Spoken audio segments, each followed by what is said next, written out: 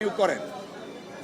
আপনারা ইতিমধ্যে যারা এই মামলায় দণ্ডপ্রাপ্ত ছিলেন এবং আপিল করেছেন এবং যারা আপিল করেননি সবাইকে এই মামলা থেকে খালাস দেয়া হয়েছে। আমরা মহান আল্লাহ তাআলার দরবারে শুকরিয়া আদায় করছি। জনাব তারেক রহমান সাহেব আজকের এই রায়ের মাধ্যমে ন্যায় বিচার পেয়েছেন। আজকে প্রমাণিত হয়েছে রাজনৈতিক উদ্দেশ্যে জনাব তারেক রহমান সাহেবকে যে মামলায় সাজা দেওয়া হয়েছিল সেই মামলায় আইনগতভাবে মোকাবেলার মাধ্যমে তিনি আজকে বেকসুর খালাস পেয়েছেন। আমরা আরেকটা কথা একটু বলতে চাই, তা হলো প্রথমেই বলেছি গত 2 দশক যাবৎ এই 21শে আগস্টের মামলাটা বাংলাদেশের রাজনীতিতে ডমিনেট করেছিল এবং সম্পূর্ণভাবে শেখ হাসিনা এবং আওয়ামী লীগের নেতাদের প্রপাগান্ডার শিকার হয়েছিলেন জনাব তারেক রহমান সাহেব। আজকে আমরা এবং দেশবাসী জাতি মনে করেন আমরা সকলেই আজকে ন্যায় বিচার পেয়েছি। তারেক রহমান সাহেবের নামটা এসেছিল, আপনারা জানেন 4টা চার্জশিট দেওয়া হয়েছিল, 3টা চার্জশিট, ইভেন 111-এর সময় একটা চার্জশিট দেওয়া হয়েছিল, সেই চার্জশিটে তারেক রহমান সাহেবের নাম ছিল না। শেখ হাসিনা ওয়াজেদ যখন ক্ষমতায় আসলেন তখন আব্দুল কাহার আকন্দকে নিয়োগ করে 4র্থ চার্জশিট দেন, সেই চার্জশিটে রহমান সাহেবকে উদ্দেশ্যে এই মামলায় ইনক্লুড করা হয়। আজকে আমি বলছি, আজকে মহামান্য আদালত এই যে 4র্থ চার্জশিট এবং মুফতি হান্নানের 2য় স্বীকারোক্তিমূলক জবানবন্দির ভিত্তিতে যে চার্জশিটটা দেওয়া হয় সেই চার্জশিটটা আইন বহির্ভূত ছিল। সিআরপিসি এবং এভিডেন্স অ্যাক্টে এই চার্জশিটের কোনো আইনগত ভিত্তি নাই। তাই এই চার্জশিটে যারা অন্তর্ভুক্ত ছিল তারা এই মামলা থেকে খালাস পেয়েছেন। আমি বলবো নাকি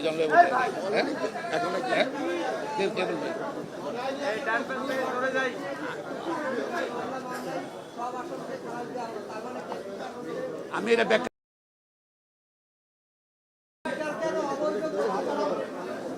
বিচারটা অবৈধ বলেছে। আপনারা ইতিমধ্যেই শুনেছেন জনাব কায়সার কামাল সাহেব মামলার বর্ণনা দিয়েছেন এবং কিভাবে জাজমেন্টে দিয়েছেন।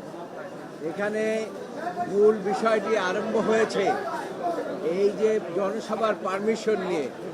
জনসভার পারমিশন সরকার দিয়েছিলেন পাশের একটি ময়দানে এবং সরকারকে পরবর্তী পর্যায়ে না জানিয়ে এই বিরোধী দলীয় নেত্রী তিনি ওই স্থান পরিবর্তন করে তিনি এই রাস্তার মধ্যে নিয়ে আসেন এবং এটা ছিল তার উদ্দেশ্য প্রণোদিত যে সরকারি দলকে একটা বেকায়দায় ফেলাবার জন্য তিনি এই কাজটি করেছিলেন এবং সেই জন্য এই যে গ্রেনেড হামলাটা হয়েছিল আমাদের বিশ্বাস তারা রাজনৈতিক উদ্দেশ্য প্রণোদিতভাবে এই গ্রেনেড হামলাটা তখন হয়েছিল এবং সেখানে প্রথম চার্জশিট, 2য় চার্জশিট, 3য় চার্জশিট তারেক রহমানের নাম কোথাও উল্লেখ ছিল না। সাবসিকুয়েন্টলি তারেক রহমানকে আব্দুল কাহার আকনকে দিয়ে এই মামলার মধ্যে সম্পৃক্ত করেন এবং সম্পৃক্ত করে তাকে এই মামলায় সাজা দেওয়ার ব্যবস্থা করেন।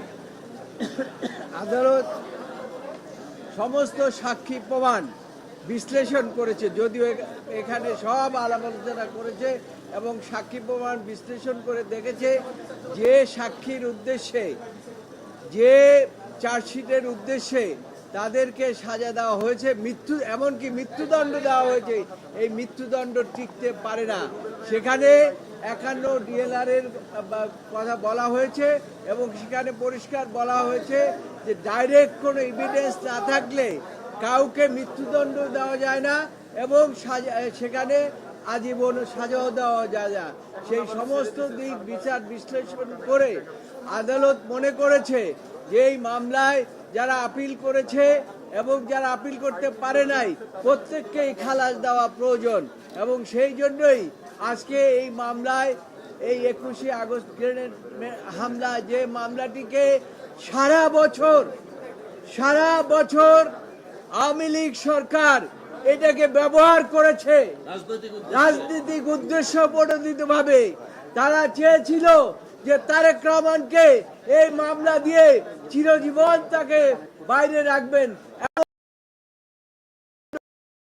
কিন্তু আদালত এরকম কোন এভিডেন্স পায় নাই যে তারেক রহমানকে মৃত্যুদণ্ড দেবেন। যাই হোক, শেষ পর্যন্ত আপনার বাবরকে এবং পিন্টুকে, আব্দুল সালাম পিন্টুকে মৃত্যুদণ্ড দিয়েছিলেন। আজকে এই জাজমেন্টের মাধ্যমে তাদের সেই মৃত্যুদণ্ড থাকলো না, এবং যারা যাবজ্জীবন 19 জনের মৃত্যুদণ্ড, এবং সকলকে আদালত মনে করেছে, আদালত বলেছে যে আমি এভিডেন্স গুলো সব পর্যালোচনা করেছি, আমি এখানে উল্লেখ করলাম না, কিন্তু এগুলো জাজমেন্টের মধ্যে আপনারা পাবেন, এবং সমস্ত কিছু বিচার বিশ্লেষণ করে আজকে সকলকে বেকসুর খালাস দিয়েছে। ধন্যবাদ। আমি একটু আইনগত দিক আলোচনা করছি, যেটা মাননীয় হাইকোর্ট ডিভিশন যে আইনগত দিক আলোচনা করছে সে শুধু বলতে চাই। প্রথমত হলো যেটা আনপ্রেসিডেন্টেড একটা মামলায় 111-এর সময় মঈন আহমেদ ফখরুদ্দিন আমলে চার্জশিট দিয়েছে। পরবর্তীতে আওয়ামী লীগ ক্ষমতা আসার পর নতুন পিপি সাহেব দরখাস্ত দিয়েছে, তার পরিপ্রেক্ষিতে নতুন আইন নিয়োগ করেছে। কাকে নিয়োগ করেছে? আব্দুল কাদের আক্কান, যিনি যার চাকরি চলে গেছিল বিভিন্ন ক্ষমতার সময়। তিনি আওয়ামী লীগের নমিনেশন চেয়েছিল, দলীয় মনোনয়ন চেয়েছিল সেই সময়, এবং এমপি হওয়ার জন্য। তাকে পরে চাকরি পুনর্বহাল করে তাকে তদন্ত দায়িত্ব দিয়েছে। এখানে তার রাজনৈতিক প্রতিহিংসাতে প্রতিফলিত হয়েছে। এবং যে উনি যে মুফতি হান্নানকে 100টা সাক্ষী হওয়ার পরে মুফতি হান্নানকে আবার রিমান্ডে নিল। মুফতি হান্নান আগে কিন্তু 161 করেছিল, সেখানে আসামিদের নাম বলেছে, তাদের নাম বলেছে, সেগুলো নাই। সাবসিকুয়েন্টলি মুফতি হান্নানকে আব্দুল কাদের আক্কান আবার রিমান্ডে নিয়ে 100 সাক্ষীর পরে তাকে আবার রিমান্ডে নিয়ে টর্চার করে তাকে 160 করেছে। সেই 160 পরে তারেক রহমান সহ অনেকের নাম আনিয়েছে। পরবর্তীতে মুফতি হান্নান কোর্টে গিয়ে কোর্টে বলছে যে আমার হাত দেখেন, আমার পা দেখেন, সামনে ঘুরিয়ে ফেলছে আমাকে। শুধু আমি তারেক রহমান সাহেবকে চিনিও না, আমি রাজনীতিকে চিনিও না, এবং সেটা প্রপারলি নেওয়া হয়নি, আইন অনুযায়ী নেওয়ার সেটা নেওয়া হয় না। এছাড়াও আদালত, আমাদের সুপ্রিম কোর্ট, হাইকোর্ট ডিভিশন পর্যবেক্ষণ করছে 50,000 লোক ছিল, একজন সাক্ষীও বলে নাই যে ষড়যন্ত্র হচ্ছে সেই ষড়যন্ত্রকে প্রমাণিত করছে। একজন সাক্ষী বলে নাই যে তারা দেখেছে কে বোমা মারছে, এবং সবকিছু বিবেচনা করে this a case of no evidence, এবং কোনো সাক্ষী প্রমাণ আইনগত হবে নেওয়া হয় নাই। তার পরিপ্রেক্ষিতে আদালত সকল আসামিকে খালাস দিয়েছে, ইনক্লুডিং যারা আপিল করে নাই তারেক রহমান সহ তাদেরকেও খালাস দিয়েছে। এবং এছাড়া এটা রাজনৈতিক উদ্দেশ্য ছিল। সরকার যেটা বলেছেন আমার সহকর্মীরা, সরকার রাজনৈতিক উদ্দেশ্যে এই মামলাটা নিয়েছিল, এবং রাজনৈতিকভাবে এটা বিচার করেছে বলে আজকে আইন কানুন সাক্ষ্য আইন কোনো কিছু ফলো করে নেই। এই জন্য আদালত আমরা ন্যায় বিচার পেয়েছি। সরকারের মূল উদ্দেশ্য ছিল দুইটা, একটা ছিল তো রাজনৈতিক উদ্দেশ্য ছিলই, আর একটি ছিল জিয়া পরিবারকে রাজনীতির থেকে বিদায় করে দেওয়া। এবং সেই জন্য আপনারা জানেন যে বেগম খালেদা জিয়ার বিরুদ্ধে মিথ্যা মামলা দিয়ে তাকে মৃত্যুর মুখে ঠেলে দিয়েছিল, এবং পরবর্তীতে এই যে তারেক রহমানের বিরুদ্ধে 4টি চার্জশিটের পরে তাকে এই মামলার মধ্যে এনে তাকেও মৃত্যুদণ্ড দিয়ে শেষ করতে চেয়েছিল, অর্থাৎ জিয়া পরিবারকে রাজনীতি থেকে চিরবিদায় ছিল। এই সরকার ছিল প্রতিশোধ পরায়ণ, এবং তারা এটাকে ব্যবহার করেছে অস্ত্র। এই যে 21শে আগস্ট গ্রেনেড হামলাটাকে তারা অস্ত্র হিসাবে ব্যবহার করে জিয়া পরিবারকে ধ্বংস করার তাদের হীনচরে এটা আমি যেটা আইনগত দিক আছে না, আদালত বুঝতে পেরেছে, আদালত বুঝতে দ্বিতীয় স্বীকারোক্তি সেটা কোনো আইনগতভাবে গ্রহণ করা হয়নি। এই কারণে, এবং সাক্ষ্য প্রমাণে একজন সাক্ষীও আসামিদেরকে দেখে নেই, নাম বলে নেই, এই জন্য খালাস দিয়েছে। তখন ওই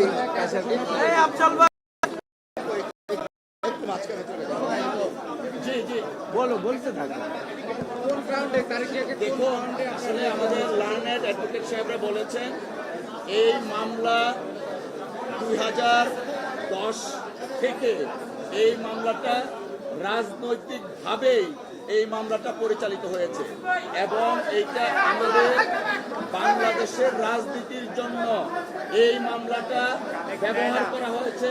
it's a political sabotage against mister Tarek Rahman and BNP because Sheikh Hasina ওয়াজের যখন 161 দেন সেইখানেও তারেক রহমান সাহেবের নাম ছিল না। পরবর্তীতে তিনি ক্ষমতায় এসে রাষ্ট্রযন্ত্রকে ব্যবহার করে নিজের রাজনৈতিক হীন উদ্দেশ্যকে সাধন করার জন্য জনাব তারেক রহমান সাহেবকে এই মামলায় সম্পৃক্ত করা হয়। It's a political revenge, it's a political vendetta and it's a political sabotage. যে কারণে সবকিছু কনসিডার করে এবং এই মামলার 164 করা হয়েছিল, সেই 164 এর কোনো এভিডেন্সিয়াল ভ্যালু নেই এবং কোনো সাক্ষী কখনোই জনাব তারেক রহমান সাহেবের নাম বলেননি। সবকিছু নিয়ে মহামান্য আদালত জনাব তারেক রহমান সাহেব সহ অন্যান্য সকল আসামিদেরকে বেকসুর খালাস করেছে। এই আব্দুল সালাম পিন্টু সাহেবের ভাই আছে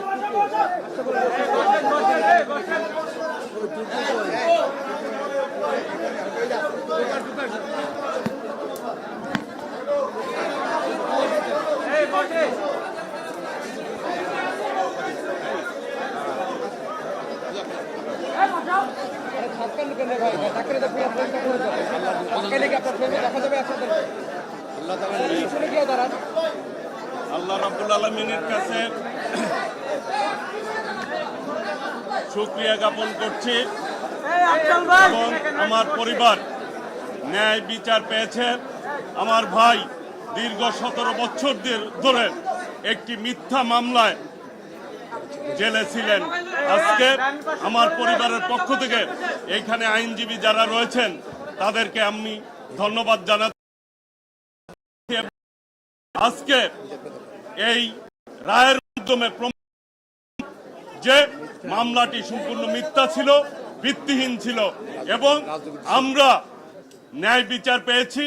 এতে আমরা পারিবারিকভাবে খুশি হয়েছি এবং আল্লাহ রাব্বুল আলামিনের কাছে শুকরিয়া জ্ঞাপন করছি।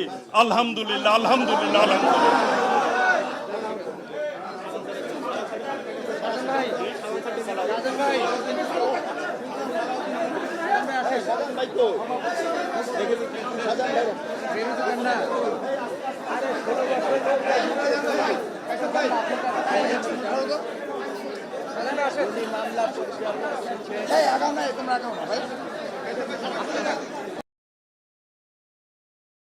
আমরা চলে যাই। সাজান ভাই একটা বলুন।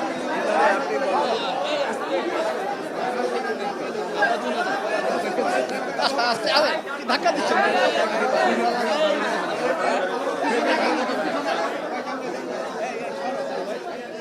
আপনি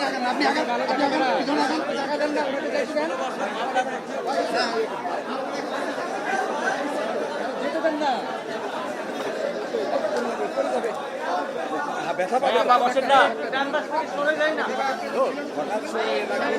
আসতে বলো।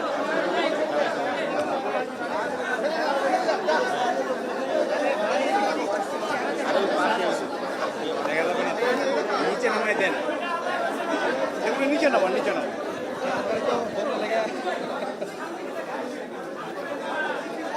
চেহারা দেখা যাবে না, নামাই দিতে হবে। থামেন তো, প্লিজ থামেন। চেহারা দেখা যাবে।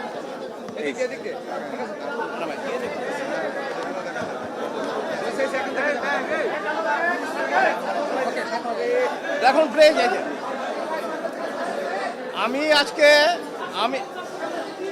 হ্যাঁ আচ্ছা স্যার বলতেছে একটু চুপ করে। আমি 2008 থেকে এই মামলায়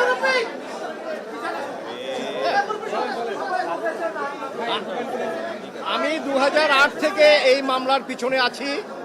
প্রথম যখন এই মামলা শুরু হলো সেখান থেকে আজ পর্যন্ত আমি এই গত 16 বছর এই মামলার ডিফেন্সে আমি আর্গুমেন্ট করেছি এবং শেষ পর্যায়ে এসে আমার সৌভাগ্য হয়েছিল সমস্ত আসামিদের জন্য আমি আর্গুমেন্ট করেছি। তো এই মামলায় আমরা মাননীয় আদালতের কাছে হাইকোর্ট ডিভিশনে যেই বেঞ্চে এই মামলাটা আজকে নিষ্পত্তি হলো আমরা কৃতজ্ঞ। আমরা অত্যন্ত আন্তরিকভাবে কোর্টকে আমরা সাধুবাদ জানাই যে আমরা ন্যায় বিচার পেয়েছি। কারণ হলো দুটা দিক, সাক্ষ্য এবং আইন, এই কোনো দিক থেকে এই মামলা প্রমাণিত হয়নি। এবং মাননীয় আদালত আজকে তার রায়ে যেটা উল্লেখ করেছেন সেটা হলো যে এই মামলার যে কনফেশনাল স্টেটমেন্ট, এই কনফেশনাল স্টেটমেন্টের উপর ভিত্তি করে অন্য আসামিকে সাজা দেওয়া যায় না এবং একজনের কনফেশনাল স্টেটমেন্টের উপর ভিত্তি করে কখনো 120B of the penal code অর্থাৎ ক্রিমিনাল কনস্পিরেসি যেটা, এটা প্রমাণ করা যায় না। সাক্ষ্য আইনের সেকশন 10 অনুযায়ী anything said done or written এটা ইন্ডিপেন্ডেন্ট হতে হবে এবং এই মুফতি হান্নানের প্রথম কনফেশনের উপর ভিত্তি করে প্রথম চার্জশিট, কাজে প্রথম চার্জশিট যাদের বিরুদ্ধে আনা হয়েছিল তাদের বিরুদ্ধেও আদালত ওই স্বীকারোক্তি ছাড়া আর কোনো এভিডেন্স পাননি। তারপরে দ্বিতীয় চার্জশিট যেটা, যেখানে তারেক রহমান সাহেব সহ অন্যান্য যাদেরকে আনা হলো, লুৎফুজ্জামান বাবর, আরিফ কমিশনার, কাজী কায়কোবাদ এবং অন্যান্য যারা দ্বিতীয় চার্জশিটে, তাদের বেলায়ও দেখা গেছে যে ওই কনফেশনাল স্টেটমেন্ট ছাড়া আর কোনো এভিডেন্স নাই। এখন এই কনফেশনাল স্টেটমেন্ট প্রথম এবং দ্বিতীয় যেটা, এই দুটাই মুফতি হান্নান তার জীবদ্দশায় উনি এটাকে রিট্রাক্ট করে গেছেন। কাজে রিট্রাক্টেড কনফেশন এবং সেটার যদি করবোরেটিভ অন্য কোনো এভিডেন্স না থাকে তাহলে এটার উপর ভিত্তি করে কোনো আসামিকে সাজা দেওয়া যায় না। ইভেন যে আসামি কনফেশন করেছে উনি যদি বেঁচে থাকতো ওনার বেলাও এটা প্রযোজ্য হতো না। আর যেটা আজকে আদালত যেটা বলেছেন সেটা হলো যে সেকেন্ড যে চার্জশিট, এই সেকেন্ড চার্জশিটটা হাইলি ইলিগাল বিকজ সেকেন্ড চার্জশিটের প্রভিশন আমাদের আইনে যেটা আছে সেটা হলো যে অফিসার ইন চার্জ যদি নতুন করে এভিডেন্স পায় তাইলে উনি এই সাপ্লিমেন্টারি চার্জশিট দিতে পারেন। কিন্তু এখানে দেখা যাচ্ছে যে এই সেকেন্ড চার্জশিটটা আসছে হলো আপন a prayer of the learned public prosecutor, উনি একটা দরখাস্ত দেওয়ার পরে এটা মঞ্জুর করেছেন কোর্ট। দ্রুত বিচার আদালত এটা মঞ্জুর করে আবার যখন আপনার ফার্দার ইনভেস্টিগেশনের নামে রিইনভেস্টিগেশনের জন্য পাঠালেন, এই রিইনভেস্টিগেশনের রিপোর্টটা আসার পরে অর্থাৎ সেকেন্ড চার্জশিট আসার পরে সেটা কোনো ম্যাজিস্ট্রেট এটাকে অ্যাকসেপ্ট করেন নাই, না করে সরাসরি এটা সেশন জাজের মেট্রো সেশনে পাঠিয়েছে। উনি 193-তে আপনার কগনিজেন্স নিয়েছেন। আমরা কোর্টকে আইন দেখায় বললাম যে ইউর লর্ডশিপ দেখেন আপনারা, কারণ 191B of the code of criminal প্রসিডিউরে যদি ম্যাজিস্ট্রেট ইনিশিয়াল কগনিজেন্স না নেয় তাইলে এই কেস আপনার সেশনে বা দায়রায় এটা সুপার্দ হতে পারে না। আজকে আদালত তার রায়ে স্পষ্ট এটা উল্লেখ করেছেন যে দ্বিতীয় চার্জশিটটা যদিও একটা চার্জশিট আসছে, বাট এই চার্জশিটটা আমরা কগনিজেন্সে নিতে পারছি না এই জন্য কারণ এই মামলায় এই সেকেন্ড চার্জশিটের বেলা 191B এটা কমপ্লাই হয় নাই, যার ফলে মহানগর দায়রা জজ যেই কগনিজেন্সটা তারেক রহমান সাহেব এবং অন্যান্য দ্বিতীয় চার্জশিটে লুৎফুজ্জামান বাবর, আব্দুল সালাম পিন্টু যাদের বিরুদ্ধে আপনার এই যে দ্বিতীয় চার্জশিট নিলেন, বললেন যে না এটা হাইলি ইলিগ্যাল এবং it is not tenable in the eye of law. আর প্রথম চার্জশিটে আব্দুল সালাম পিন্টু সাহেব ছিলেন, কিন্তু সেই চার্জশিটটাও অ্যাকসেপ্টেবল না, কারণ হলো যে ওই চার্জশিটে that is also on the basis of the confessional statement of Mufti Hannan which was retracted by হিম।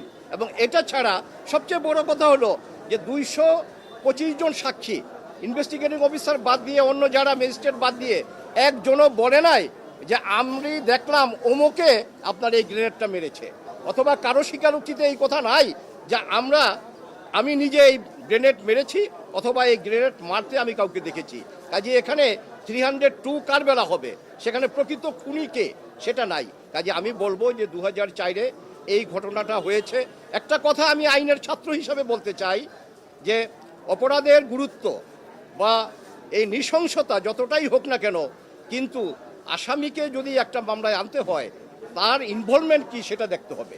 কাজেই 21 আগস্টে এই ঘটনা হয়েছে, এই ঘটনাটা আমরা নিন্দা করি, কিন্তু এই মামলায় রাজনৈতিকভাবে এই মামলার ইনভেস্টিগেশন হয়ে যেই অভিযোগপত্র আসলো, যেই ট্রায়াল আজকে 16 বছর 2008 সন থেকে আজকে 2024, এই 16 বছর যেই ট্রায়াল আমরা দেখলাম, যেহেতু আজকে শেষ রায় আমরা পেয়েছি এবং আশানুরূপ সমস্ত আসামিদেরকে মাননীয় আদালত খালাস করে দিয়েছেন, ইনক্লুডিং নন অ্যাপিলিং অ্যাকিউজড অর্থাৎ তারেক রহমান সাহেব এবং যারা যারা কাজী কায়কোবাদ এবং অন্যান্য যারা আপিল করতে পারেননি তাদেরকেও এটা উনি খালাস দিয়েছেন। আমরা কোর্টের কাছে কৃতজ্ঞ। আমাদের আমাদের আমাদের মফস্বল কোর্টে একটা কথা আছে, নথি শুদ্ধ খালাস। তো আজকে আমার সবচেয়ে আনন্দ লাগছে আমার ডিফেন্স টিম সহ যে আমার 16 বছরের পরিশ্রম সার্থক হয়েছে, এই মামলা নথি শুদ্ধ খালাস হয়েছে আলহামদুলিল্লাহ। জি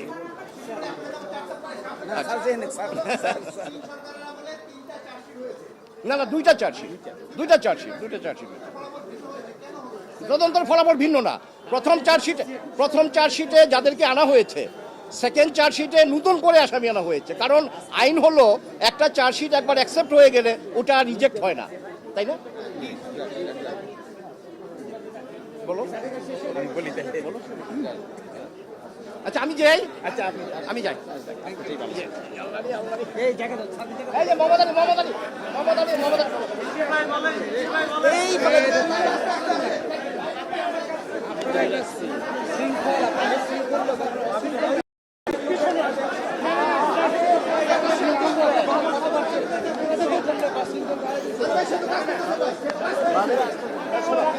আপনার চেহারা দেখানো জরুরি না ভাই, তার কাজ করার জন্য।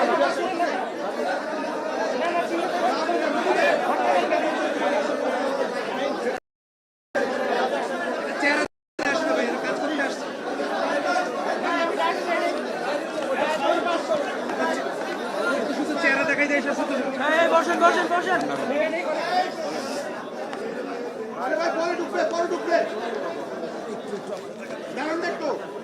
দাঁড়াইতে পারতেছি না পায়ে। জি দুইটা